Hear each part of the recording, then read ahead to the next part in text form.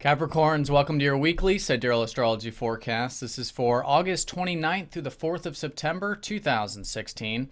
I'm Athen, and this is for Sidereal Astrology. If you are new to the channel, be sure to check out the link down below because the signs are different. All right, so this week we have a solar eclipse, very important week in the astrology. This is transformational new beginnings for all of us collectively. Now, this is involving your 8th house, which already has been an area of emphasis this year. You may have been noticing the subtle energy pushing you towards getting deeper in life. That's what the 8th house represents.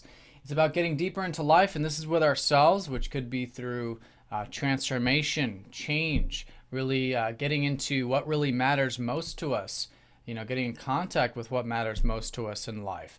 And so through that, there's a lot to learn about things like openness, intimacy, if it's in relationships, vulnerability, trust in relationships, having healthy interdependency, codependency in a healthy sense, which is also 8th house. So all these things that have to do with really getting down to the bottom of the matter. Some of you too might be doing things like research, getting into psychology, transforming spiritually, getting to learn more about these deeper things in life is really the emphasis of this.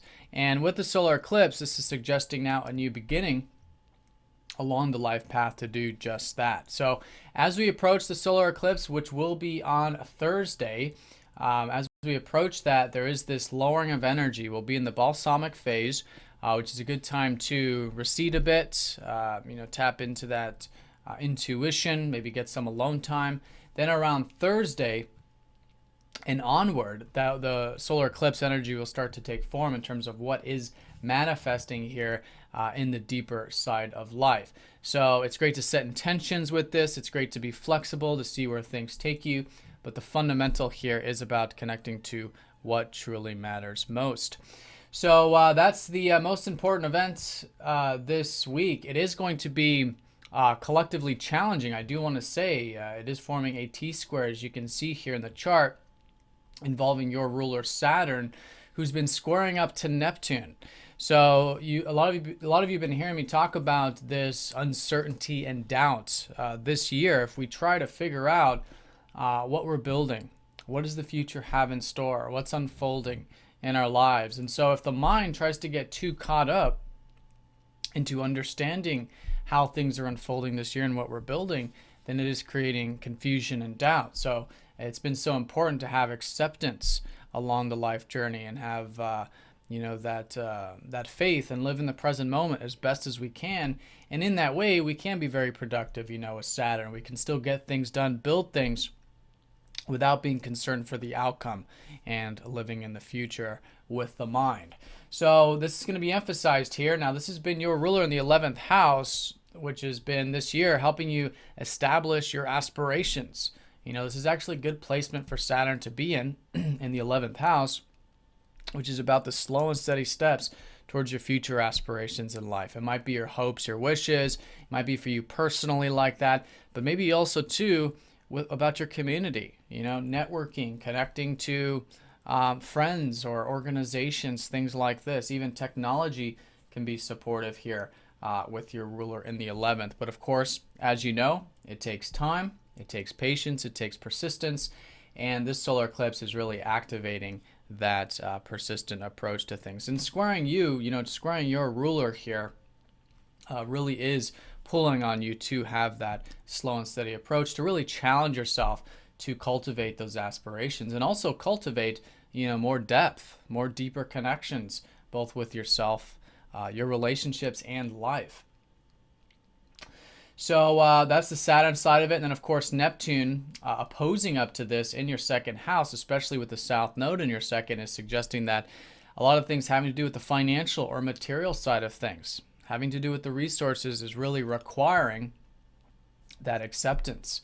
And it's through that acceptance that, again, we liberate ourselves, especially with the South Node. It's suggesting that there's some old patterns, some old cycles, some old belief systems that are being released during these eclipses that have to do with your resources, your perspective of your resources, your perspective of money, finances, and even of your own inner resources.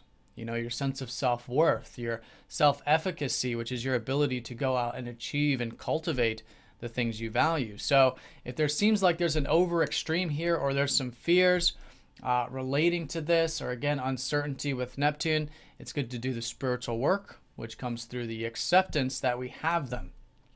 It's through the awareness that we have them, then the acceptance that we have these old patterns or these uncertainties, and through that, they naturally go, right? And this is the nature of the universe. Everything is trying to move, but sometimes we're holding on to things, and so this is suggesting there might be some deep-seated unconscious or subconscious patterns that we're unknowingly holding on to and is repeating in our life and creating perhaps an imbalance having to do with this perspective of resources here. So as you bring back balance to this area through that spiritual work, not only will you liberate yourself, but that's the foundation that is needed right now for you to cultivate these deeper things in life, right? We can't have one without the other. We can't have deeper connections.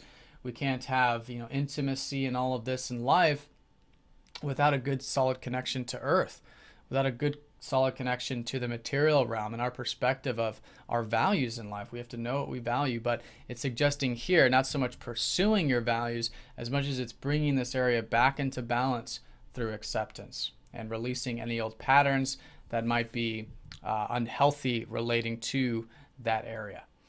All right, so that's the solar eclipse. We do have Mercury going retrograde here this week as well. Very impactful week. That's going to be on Tuesday, leading towards that solar eclipse.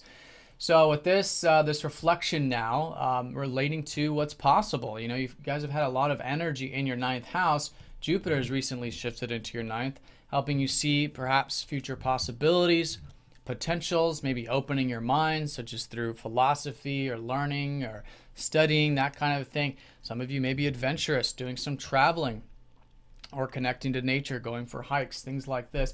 Anything that expands your horizons has particularly been emphasized for you with Jupiter going into this ninth house, and will be for the next year plus. But now with Mercury retrograde, it's good to kind of rethink some of these things, maybe redo some of these potentials and possibilities, and again, the expansive things in your life.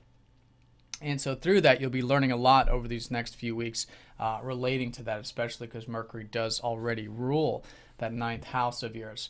So at the beginning of the week, Mercury will be going over Venus. So this is suggesting that there are enjoyments to be had. And really, for a while, you're going to have Venus here in the ninth. So enjoying that expansive view, enjoying philosophy, higher learning, connecting to nature in the sense of expanding those horizons.